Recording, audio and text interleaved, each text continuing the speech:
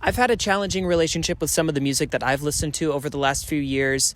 Sometimes it feels really cognitively dissonant. I claim to care about things that I think have meaning, love, and care and connection and peace, and the music that I listen to doesn't necessarily represent either of those things. Some music that I listen to, I don't even inhabit the culture that music comes from, both in youth, in race, and in sensibilities, I guess. But I love it. I jump in the car and it's the first thing that I want to play. I'm actually really specifically, in this case and in my case, speaking about hip-hop and rap, although this specific concept that I'm getting at here spans all genres, I think. So how do I learn to reconcile that? How do I jump in the car and allow myself to enjoy it, right? Or do I not? Do I stop myself at the door and say, this is wrong? Like, I don't believe in blah, right?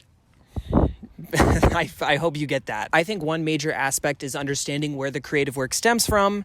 It's the desire in me to understand where the creative work stems from. I'm interested in the culture surrounding some of the creative work. Another aspect in how I engage with this music is the intentionality with how I listen to it, like basically how I come to it.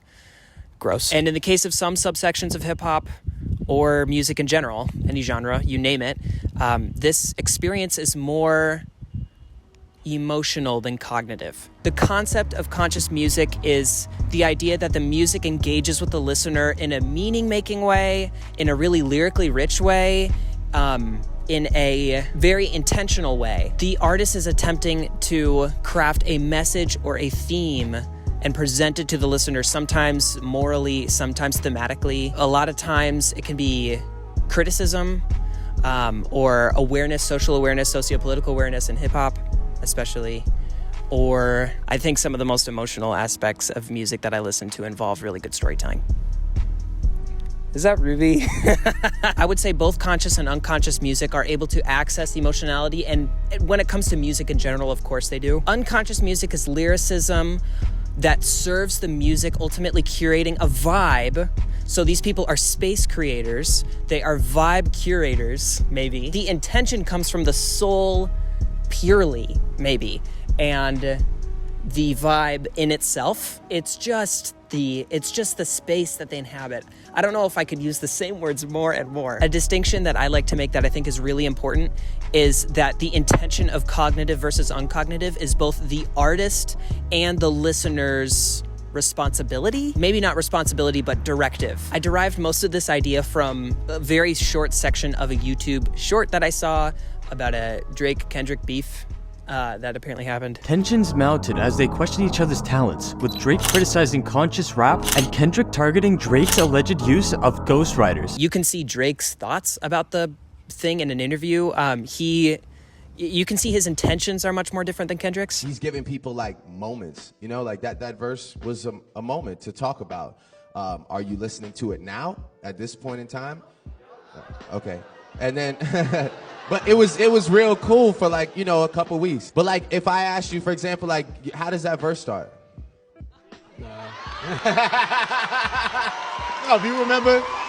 I think it's interesting to watch Lil Tecca's interviews on Genius. I'm pretty sure everybody's seen some of those. I'm fucking a friend. I have a girlfriend. I don't have no young lady. When I'm flying a friend, nah, I never went to friend. Crashed a Rari, so I hopped in a band. I don't even drive. And there's a video out there of Lil Uzi and Cardi talking mumble rap. We what you call a mumble rapper.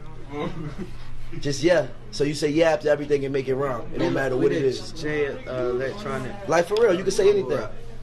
I just went to the store. Yeah. For the love. Yeah. Hey. Went back to the store. That shit is What? hard. Yeah, you feel me? It's just lit. That's all. It's all about being lit. What do clothes mean to you? Nothing.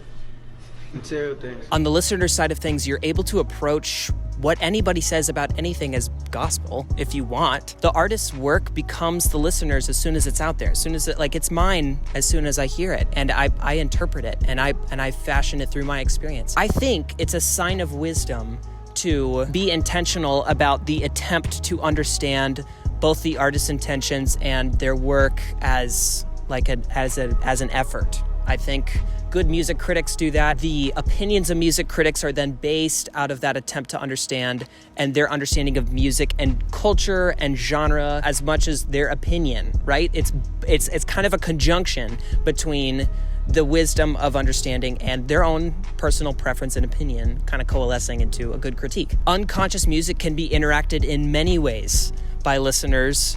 I'm learning how that works for myself now. I'm making this video. It's actually kind of a form of processing for me to engage with unconscious music as a concept in this way. But back in college, Playboi Carti saved my life. I was hemorrhaging in college, along with the people around me, and I think the college itself.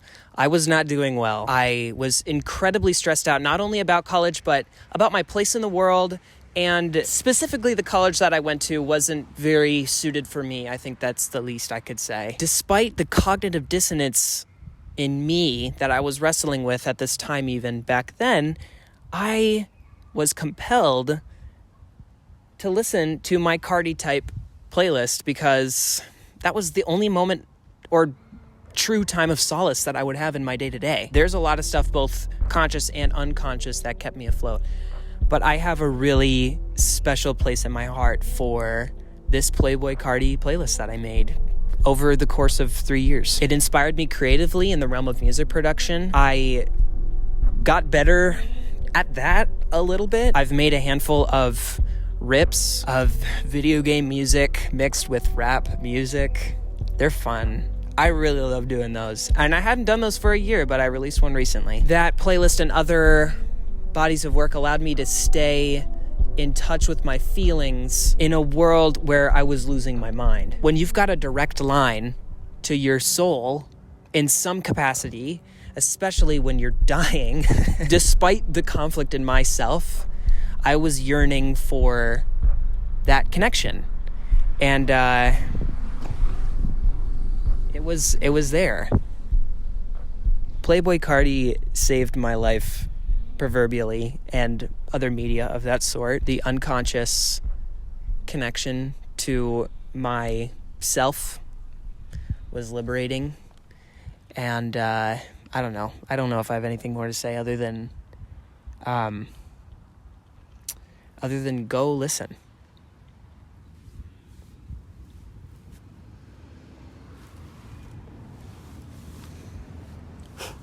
That was a bug right in front of my face.